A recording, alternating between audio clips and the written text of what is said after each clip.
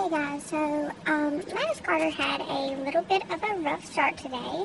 I had to go up to the school and basically had to gut check an 8-year-old because he thought it was appropriate to bust my sweet little angel's thermos. Now, anyone who knows me knows that I'm not a violent person, but if you mess with Maddox Carter, I will punch you in your junk. I don't care if you're 8. So, I dropped Maddox off at school, and we had a really interesting morning, as we always do. And then about 9:45, from Maddox's principal saying that he and another boy were in the office again. I asked if everything was okay, if Maddox had been into a fight or anything. She basically told me no, that Maddox was fine, just that I needed to get up to the school. So I woke up in the Holly Springs Milo, and Maddox already knows what's up. I'm never pleased when I get a call from the principal that I need to come up there and he's sitting in the office. So I walk in and look at him, and of course he's just like, "Oh, hey Mom, everything's fine. I didn't hurt anybody, nobody hurt me, so don't be all crazy and redneck." Then why the crap is your principal calling me, telling me that I need to come in to see her? I mean, I've got work, I've got to clean the house, I've got stuff to do, Maddox.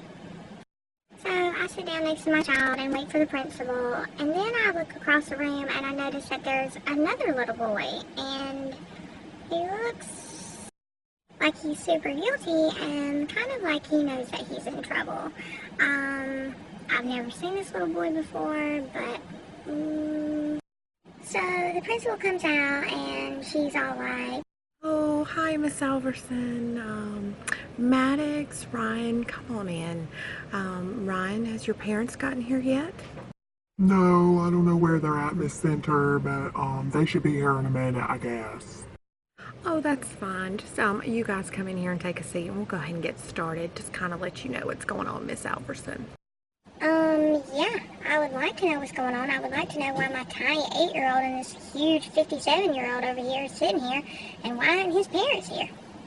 So we go into the principal's office, and she starts telling me this story about how Maddox took his Darth Vader thermos out of his book bag, and somehow it ended up on the floor and cracked, and water started spewing out everywhere. So people got wet, papers got wet, the teacher got wet, apparently the cars in the parking lot got wet, because apparently my son has a fire hydrant in his thermos. I don't know. It sounded like a completely ridiculous story. Apparently when you bust a thermos, like a tsunami happens and tidal waves come out of it. So anyway, we were sitting there and she's telling me this story. And I'm looking at Maddox, and he keeps looking like he wants to say something, and then I look at Bulldog Face over here, and he just starts smiling and laughing. And I'm like, oh, obviously there's a little more to this story than just my son threw his thermos on the ground and water went everywhere. So I asked Maddox, what happened? Mom, so I took my thermos out this morning after breakfast, and Ryan kept asking to use my thermos, but you know how I am about germs and stuff, and people touching my stuff, and people drinking after me and eating after me. Ooh, it's just nasty. So, Ryan didn't feel like that was fair, so he took my thermos and he stomped on it, and it broke it on the bottom, and now it's all cracked, and I can't hold water in it. So, like, the whole time Max is telling the story, old Bulldog Face over here is just laughing and cracking himself up. You and your stupid Darth Vader thermos.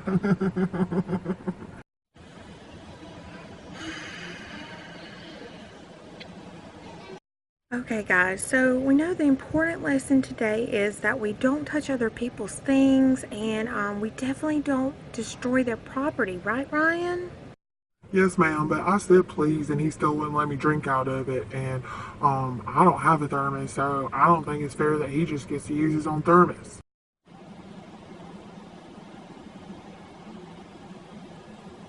Y'all, this is when I had a choice. I could either act like the adult, mature, grown person that I am, or I could go full freaking ratchet on this 8-year-old kid, and I could let him know that I worked my ass off for that $20 thermos, And if he wants a Darth Vader thermos, he needs to tell his mom and his dad, not steal somebody else's because he doesn't have one.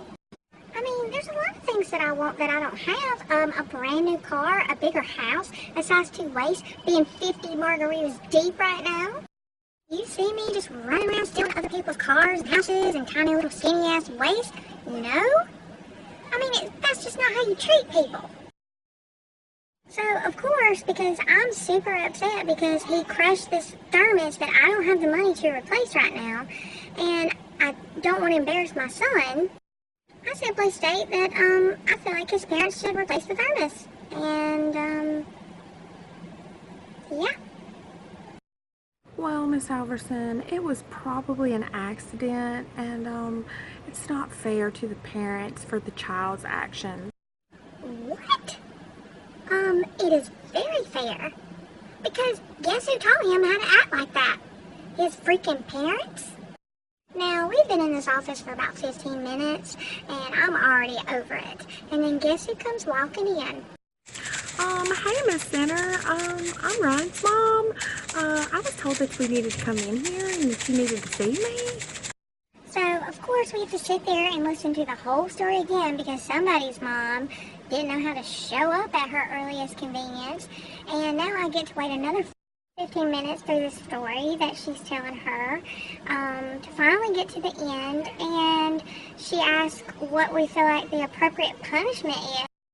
And I say, he needs to pay for the thermos because he took the thermos from my child, from his hands. He took his property and he damaged it.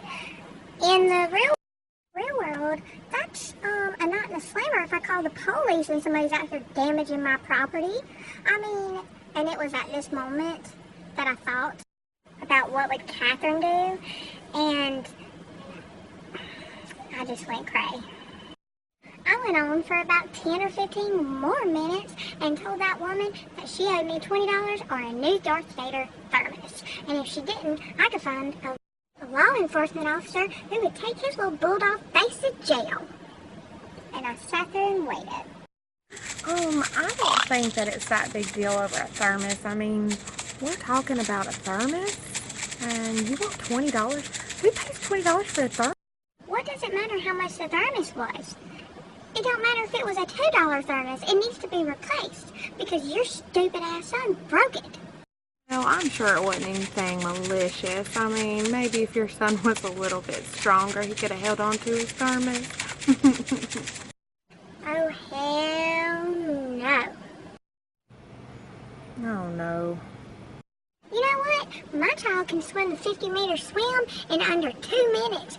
I don't even know if that's a real thing, but he can do it. Don't talk about his muscles. Do you know how many muscles a swimmer has to have? And do you have any idea how many times he has to go up to the YMCA and do laps just for fun? He does them just for fun. And then he has to go on a run?